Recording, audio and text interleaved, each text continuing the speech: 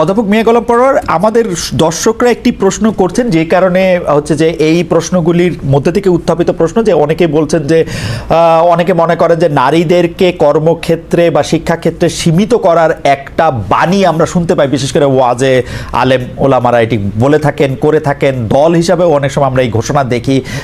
এইটার ব্যাপারে আসলে জামাতে ইসলামের অবস্থাটা কি, এক? আর দুই হচ্ছে যে নারী নেতৃত্বের ব্যাপারে, রাষ্ট্রের পরিচালনার নেতৃত্বের ব্যাপারে আপত্তি থাকলেও এই ক্ষেত্রে আপনাদের আপত্তি বা উৎসাহ আছে কিনা।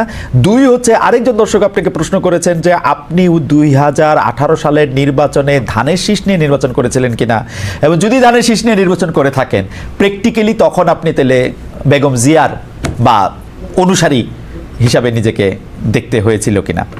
দুটি ব্যাপারে ধন্যবাদ আপনাকে। ধন্যবাদ আপনাকে। শেষ প্রশ্নটার উত্তরটা আমি আগে দিই। আমরা ওই সময় জামাত ইসলামের নিবন্ধন ছিল না 2018-তে, তখন জোটবদ্ধভাবেই, তখন আমাদের 20 দলীয় জোট ছিল। সেই জোটেরই সিদ্ধান্ত হয়েছিল যে আমরা জোটের প্রার্থীরা, ধানের শীষটা জোটের প্রার্থীরা জোটের প্রতীক হিসেবেই তারা নির্বাচন করতে পারবে। ওকে।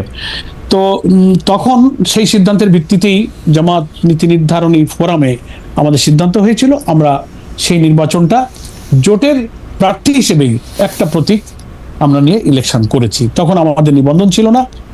আরেকটা কথা যেটা বলেছেন যে নারী নেতৃত্বের ব্যাপারে ওয়াজ মাহফিলে বা বিভিন্ন জায়গায় এমন এমন বেশি এক্সাজারেশন করা হয়, আমি ওই নারী নেতৃত্বের ব্যাপারে একটা মিস প্রপাগান্ডা সমাজে আছে। আমাদের মধ্যেও কিছু কিছু লোকদের হয়তো ইলমের অভাবে নারীদের অধিকার সম্পর্কে ইসলাম কতটা তাদেরকে সম্মান মর্যাদায় অভিষিক্ত করেছে, এই জ্ঞানের অভাবে অনেক সময় না জেনে গতানুগতিক কিছু চিন্তায় নারীদের ব্যাপারে এমন কথা বলেন যে মনে হয় যে আরে আল্লাহ, ইসলাম বা ইসলামের বিধান আসলে তো নারীরা ঘরে বসে থাকবে, বেরোতে পারবে না, এদের লেখাপড়া হবে না, এরা সমাজে চাকরি বাকরি সমাজ পরিচালনার কোথাও তাদের কোনো পার্টিসিপেশন থাকবে না। এই ভুল ধারণাটা তৈরি হচ্ছে, এটা সঠিক নয়। নারীর ব্যাপারে ইসলাম নারীকে যে মা, নারীকে স্ত্রী, নারীকে বোন এবং সমস্ত মর্যাদার ক্ষেত্রে, স্ত্রীর ক্ষেত্রে যে মর্যাদার কথা বলেছে, দুনিয়ার কোনো আদর্শ এত সম্মান, এত মর্যাদা কোনো নারীদেরকে দেননি। পেশাগত জীবনে, কর্মজীবনে, রাজনীতিতে, প্রফেশনাল লাইফে ইসলাম সব জায়গায় নারীকে অধিকার দিয়েছে। তবে নারী আর পুরুষের চলাফেরার ব্যাপারে, মোরালিটির কনটেক্সটে, নৈতিকতার কনটেক্সটে চলাফেরার কিছু ফরজ বিধান আল্লাহ তাআলা জারি করেছেন। সেই সীমার মধ্যে থেকে নারী ডাক্তার হতে পারবে, ইঞ্জিনিয়ার হতে পারবে, নারী রাজনীতি করতে পারে, নারী পার্লামেন্টে যেতে পারবে, নারী সচিবালয়ের সচিব হয়ে দায়িত্ব পালন করতে পারবে। ফলে আমরা জামাত ইসলামীতে, আপনি শুনে অবাক হবেন, নির্বাচন কমিশনের বিধি অনুযায়ী মোস্ট প্রবাবলি 33% না 30% নারীদের পার্টিসিপেশন থাকতে হয় পার্টিতে। আমরা হিসাব করে দেখলাম যে এম্পাওয়ারমেন্ট অফ উইমেন্স প্রশ্নে এখন পশ্চিমা বিশ্ব খুব কনসার্ন ফিল করে জামাত ইসলামের সাথে যখন কথা বলে। আমরা প্রমাণ দিয়েছি, আমরা চেক করে দেখেছি যে আমাদের সংগঠনের কেন্দ্র, জেলা, থানা, প্রত্যেকটি টায়ারে নারীদের পার্টিসিপেশনের রেশিও 40% আপ। ওকে। এবং আমাদের নারীরা পার্লামেন্টে ছিল, আপনি জানেন 2001-এ ছিল। এবার ব্রিটিশ হাই কমিশনার বাংলাদেশ সফর করেছেন, নারীদের সঙ্গে কথা বলতে চেয়েছেন, আমাদের নারী নেত্রীরা সেখানে সাক্ষাৎ করেছেন। ব্রিটিশ এমপি এসেছেন, তাদের সাথে আমাদের নারী ডেলিগেশন দেখা করেছেন।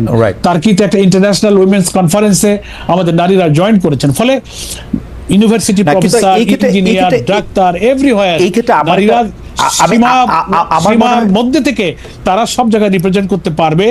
এখানে আমরা ইসলামে কোনো বাধা নেই, কিন্তু ছোট করে সীমা লঙ্ঘন করে, অনৈতিকতা, চরিত্রহীনতা এবং ইসলামের ফরজ বিধান লঙ্ঘন করে নারীকে অনৈতিকতা, আমার কাছে মনে হয় সীমা লঙ্ঘন নারীর কাছে যেমন পুরুষের কাছেও তেমন। মানে ইসলাম তো বলে নাই যে সীমা লঙ্ঘন করে তুমি ঘুষ খাও, সীমা লঙ্ঘন করে খালি দুর্নীতি করো, সীমা লঙ্ঘন করে লুটতরাজ করো, এটা তো কোনো পুরুষেও কোনোদিন বলে নাই।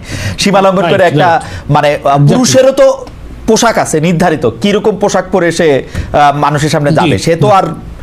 আমি যেটি প্রশ্ন করতেছিলাম, কিন্তু পপুলার অনেক আলেম ওলামা স্পষ্ট বলতেছেন যে নারীরা কোনো পেশায় অংশগ্রহণ করতে পারবে না, নারীদের শুধু ঘরে থাকতে হবে।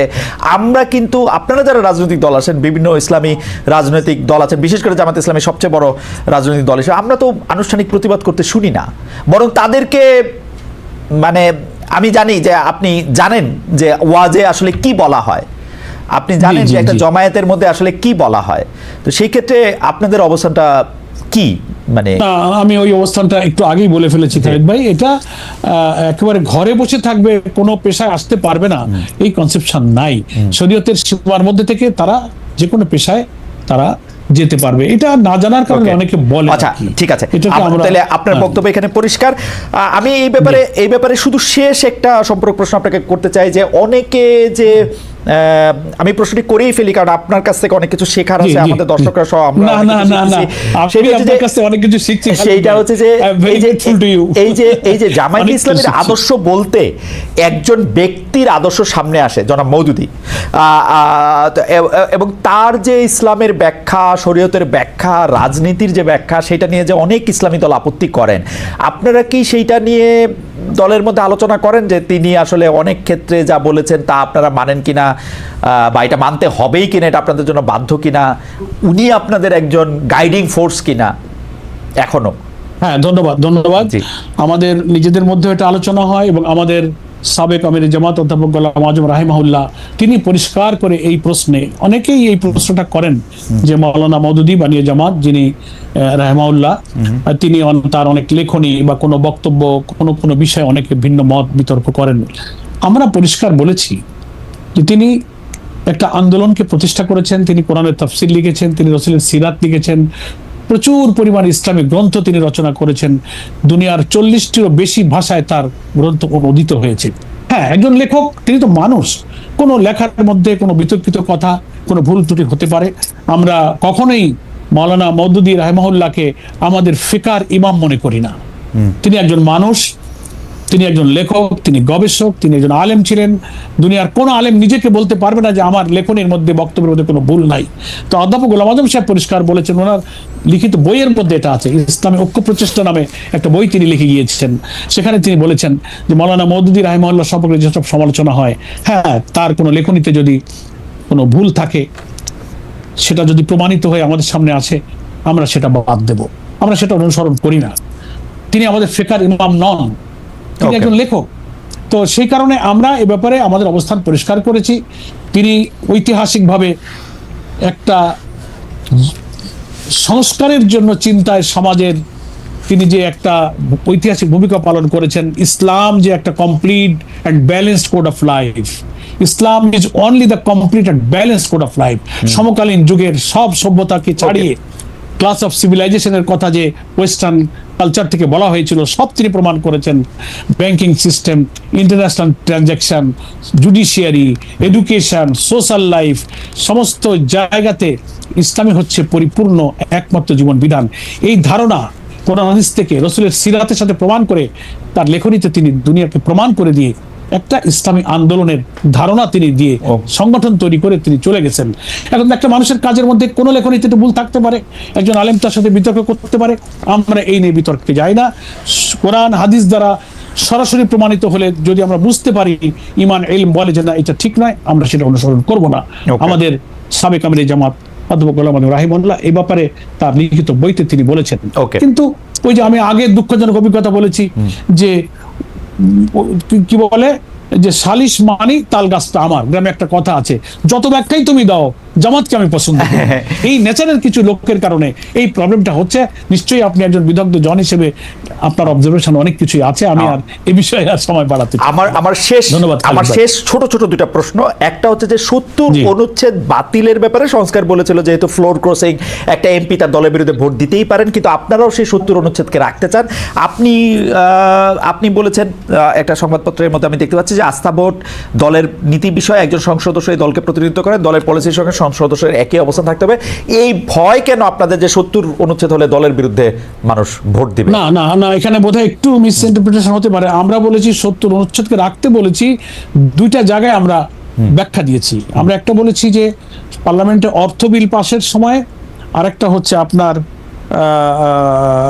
আস্থা অনাস্থা ভোটের প্রশ্নে। এই জায়গাটাতে তিনি যদি পার্টি ডিসিপ্লিন, পার্টির সিদ্ধান্ত, পার্টির নীতির মধ্যে না থাকেন, তাহলে তো একটা দলের আপনি তো একজন পার্লামেন্টারিয়ান, আমাদের যেহেতু সময় কম, আমি একটু আপনাদের যেহেতু সময় কম, মানে অর্থ বিল ছাড়া তো আর কোনো বিলই নাই পার্লামেন্টে পাশ করার মতো। অর্থ বিলই তো সব বিল না। অর্থ বিল বলতে অর্থ বিল ছাড়া আর কি বিল? আপনি একজন পার্লামেন্টারিয়ান, আপনি বলেন অর্থ বিল ছাড়া আর কি বিল? তার মানে যে কোনো বিল পাশ করার ক্ষেত্রে 70 অনুচ্ছেদ আপনারা অ্যাপ্লাই করতে চান। আইন প্রণয়ন বলে যে কথাটা আছে, আইন প্রণয়ন তো সরাসরি অর্থ বিল, সরাসরি অর্থ বিল। আর একটা হচ্ছে যে বাজেট পাস করার প্রশ্নটা আলটিমেটলি আমরা মিন করেছি।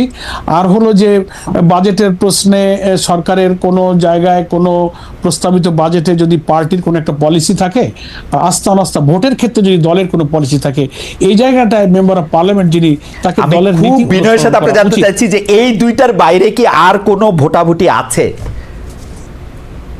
হয়তো ওই যে সিদ্ধান্ত প্রস্তাব, নানান সময় দেখছেন তো পার্লামেন্টের কিছু কিছু বিষয়ে হ্যাঁ বলুন না বলুন নানান রকম হয়তো। এই জন্য আমরা আসলে এগুলোর কিছু চেঞ্জ লাগবে সংবিধানের নানান কাঠামোর নানান জায়গায়। এমনভাবে এটা একটা দল, একটা কর্তৃত্ববাদী রাষ্ট্রের জন্য এটা করা হয়েছিল। কাঠামোগতভাবে আমাদের সংবিধান একটা ফ্যাসিবাদকে পয়দা করে। এখন যা আছে একসাথে তো ফেলে দিতে পারছি না, কিছু কিছু কারেকশন করে করে আমরা 70 অনুচ্ছেদ 4 অর্থ বিল, যেটার সাথে আসলে সরকারি ট্রেজারি থেকে উত্থাপিত বিল এবং যেটার সাথে টাকা পয়সা জড়িত, আমি যেটা সরল বঙ্গানুবাদ করি, সেই বিলগুলি ছাড়া বাকি যেগুলি মৌখিক হা বা না সেইগুলির ক্ষেত্রে দিতে পারবে, কিন্তু ওইগুলির ক্ষেত্রে এটা দিতে পারবে না। এটা আপনারা চান, আস্থা অনাস্থার ক্ষেত্রে এটা আপনি চান না। আমার মনে হয় যে এই ব্যাপারে আপনারা আরো চিন্তা করতে পারেন। এর বাইরে আসলে সংসদ সদস্যদের অনেক কাজ আছে, এটা আপনারা চিন্তা করতে